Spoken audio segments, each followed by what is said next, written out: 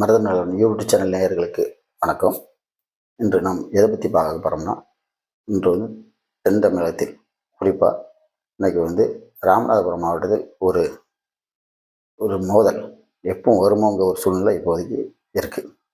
இதுக்கு என்ன காரணம்னா அதை நம்ம விரிவாக நம்ம பார்ப்போம்.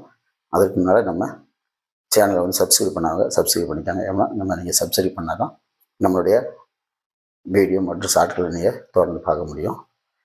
இப்போ நம்ம இது எதுக்காக இப்போ நடந்துட்டு இருக்கிறத நம்ம கொஞ்சம் பார்ப்போம். தென் மாவட்டங்களில் கொஞ்சம் சில நாட்களாக அமைதியாக இருந்தது. 1995-96 காலகட்டங்களில் தேவேந்திரர் மற்றும் மறவர் சமயத்துக்கிடையே ஒரு ஜாதி முதல் தென் மாவட்டங்களில் அதிகமாக நடந்துச்சு.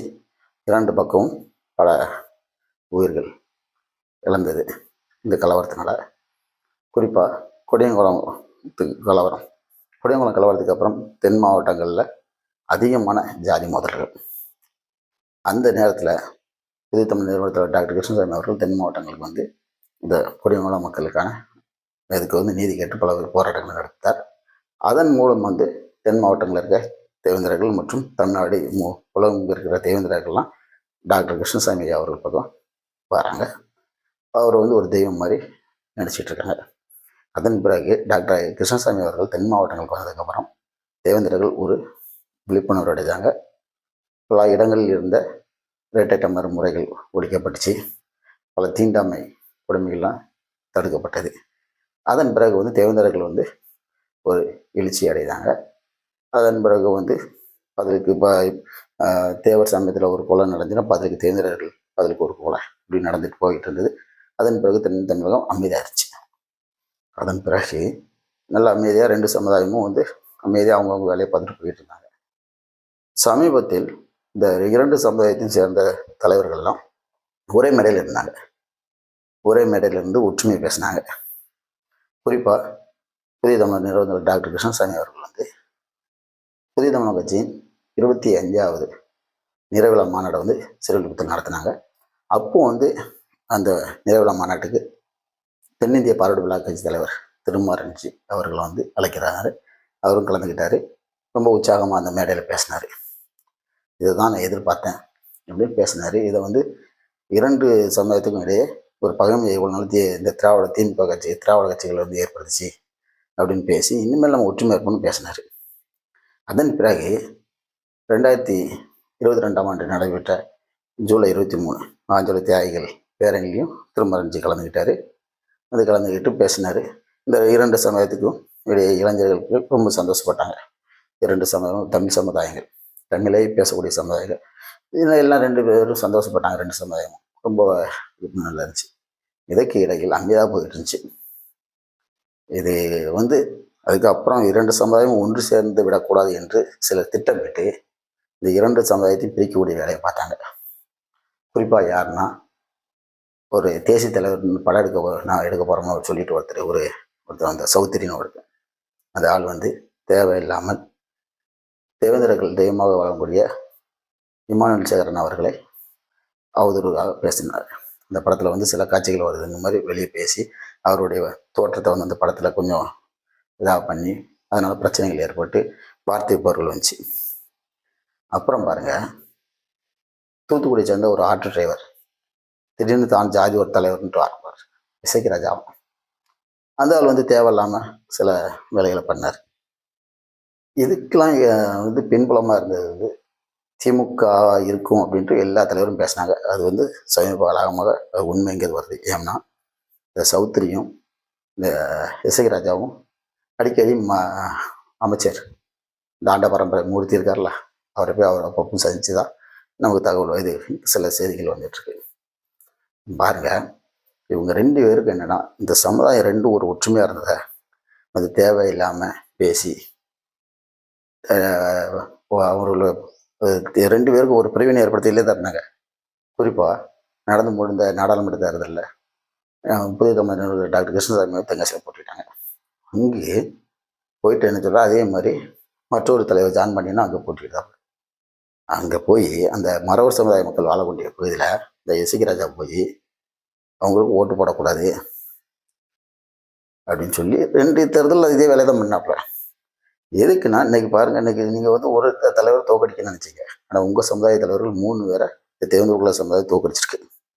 யாரெல்லாம் தெரியுமா? நெல்லையில் நின்ற நயனாரேந்திரன், ராமநாதபுரத்தில் நின்ற ஓ பன்னீர்செல்வம் முன்னாள் முதல்வர், தேனியில் நின்ற டிடிவி தினகரன். 3 ஒரு பெரும் ஒரு சமுதாயத்தில் ஒரு பெரிய இதில் 3 பேரும் தோக்கடிச்சிட்டாங்க. இதில் தேவையா? 2 சமுதாயம் ஒரு ஒற்றுமையாக இருக்கிறதுக்கு எத்தனை பேர் எவ்வளோ பேர் பாடுபட்டாங்க. இன்னைக்கு இதே மறவர் சமுதாயத்தை சேர்ந்த சில தலைவர்கள் குற்றம் கூறுகின்ற செந்தில் மல்லர், கரிகாலன், இவங்களாம் வந்து திருமாறன் மற்றும் ராஜகுமார் தேவர், இவங்களாம் சில அது போக மற்ற தேவனப்புல இருக்கிறவங்க சேர்ந்து ஒரே மேடையில் இருந்து பேசியிருக்காங்க. தமிழர் ஒற்றுமையை பற்றி பேசியிருக்காங்க.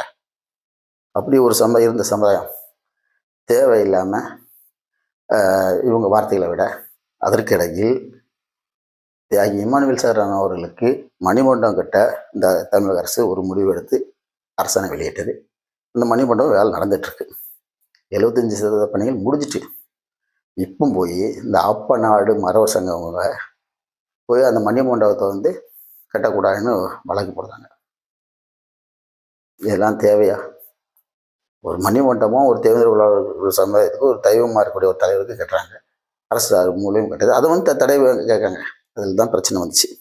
அதன் பிறகு தான் செந்தில் மல்லர் பேச ஆரம்பிக்கிறாரு, கரிகாலன் பேச ஆரம்பிக்காங்க, மற்ற தலைவர்கள் பேச ஆரம்பிக்காங்க. இன்னைக்கு இதனால் பாருங்கள், வார்த்தை போர் மாறி மாறி பேச இன்னைக்கு என்ன ஆச்சு? கடைசியில் இமானுவேல் சாரன் அவர்களுக்கு மணிமண்டபம் கட்டதை வந்து வழக்கு போட்ட நாடு மறவர் சங்கத்தை தடை செய்ய சொல்லி பரமக்குடியில் ஜனவரி மாதம் 23ஆம் தேதி ஒரு பிரம்மாண்ட பேரணி ஆர்ப்பாட்டம் நடத்தாங்க, தடையை மீறி. அதுக்கு பதிலாக ஆப்பநாடு மறவர் சங்கம் முதுகுளத்தூரில் நடத்துது. அதற்கு பதிலாக அதே முதுகுளத்தூரில் கடந்த 18ஆம் தேதி தேர்ந்தெடுப்பாளர்கள் மொத்தமாக சேர்ந்து நடத்துகிறாங்க. மாறி மாறி இன்னைக்கு நடந்துகிட்ருக்கு. என்ன என்ன ஆக போகுது இதனால்? இன்னைக்கு வந்து நீதித்துறை என்ன செஞ்சுருக்கணும்? இந்த வழக்கு போட்ட ஆப்பநாடு மறவர் சங்கத்தை ஒரு கண்டித்து இந்த மறவர் சங்கத்தை சேர்ந்தவங்க மீது நடவடிக்கை எடுக்கணும்னு அந்த நீதித்துறை சொல்லியிருக்கணும். இல்லையா, இந்த அரசு ஒரு பொது அமைதிக்கு பங்கம் விளைவிக்காங்கன்னு சொல்லி அவங்க மேலே நடவடிக்கை எடுத்துக்கணும். அது எதுவுமே எடுக்கலை.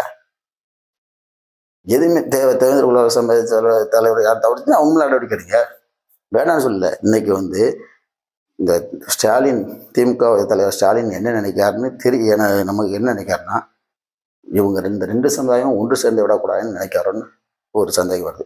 ஏம்னா இந்த 2 பேரும் சமுதாயமும் சேர்ந்துட்டா தான் ஆட்சி பண்ண முடியாதுல்ல. ஏன்னா 1% கீழே இருக்கிற சமுதாயம் யார்?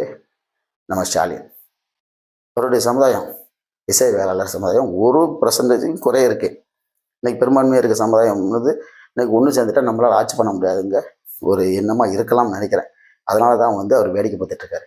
அங்கங்கே தமிழ்நாட்டில் அங்கங்கே சில கொலைகள் நடந்துட்டுச்சு. நின்று 2 சமுதாயமும் சமுதாயம் மாதிரி ஆயிட்டு. அப்பநாடு மறவர் சங்கம் ஒரு பக்கம், தேர்தல் ஒரு மறுபக்கம். ஏற்கனவே வந்து உங்களுக்கு தெரிஞ்சிருக்கும், ராமநாதபுரம் ஏரியாவில் வந்து ஒரு கலவரம், ஜாதி கலவரம் வந்துச்சுன்னா அதை தடுக்க முடியாது. பல வரலாறுகள் இருக்கு. எத்தனை கொலைகள் நடந்திருக்கு, எவ்வளோ பொருள் சேதம் ஆயிருக்கு. இன்னைக்கு அதே ராமநாதபுரம் ஏரியாவில் முதுகுளத்தூர் கலவரம்னு ஒன்று எவ்வளோ நாள் நடந்தது, எவ்வளோ உயிர்கள் போயிடுச்சு. திரும்ப அதே முதுகுளத்தூரில் இன்னைக்கு நடக்கு. அவங்க ஒரு தடையை மீறி ஆர்ப்பாட்டம் பேரணி, இவங்க தடையை மீறி ஆர்ப்பாட்டம் பேரணி. இந்த தமிழக அரசு வந்து என்ன செஞ்சுருக்கணும்? நீங்கள் 2 சமுதாயத்தையும் கூட்டி ஒரு அமைதி பேச்சுவார்த்தை நடத்திருக்கணுங்களா? ஏன் இன்னும் பண்ணலை? பண்ண மாட்டேங்க. பண்ணோம்னா அவங்க ஒற்றுமையாக வருவாங்க, உங்களுக்கு ஒரு இழப்பு ஆயிரும் அப்படிங்கிற எண்ணத்தில் நீங்கள் இருக்கிறீங்க. தயவு செய்து இந்த அரசு இது வந்து என்ன எடுத்தோம்னா 2 தமிழ் சமுதாயத்தை நம்ம பிரித்து விளையாடணும்னு நீங்கள் நினச்சிட்ருக்கீங்க. இந்த அரசுனா என்ன, எப்படி இருக்கணும்? ஒரு அரசாக இருந்தால் தமிழகத்துக்கு ஒரு அமைதி பூங்காவாக இருக்கணும், எந்த பிரச்சனையும் வரக்கூடாதுன்னு நினைக்கணும். நீங்கள் பிரச்சனையை வந்து இன்னும் பேசி முடிவு பண்ணாமல் அதை வந்து வளர்த்து விடுதலே தான் இருக்கீங்க. ஸ்டாலின் அவர்களே, நீங்கள் உங்களுடைய கனவு என்னன்னா இந்த 2 சமுதாயத்தையும் பிரிச்சுட்டு அடுத்த முறை நீங்கள் ஆட்சிக்கு வரலாம்னு நினச்சிட்டு இருக்கீங்க.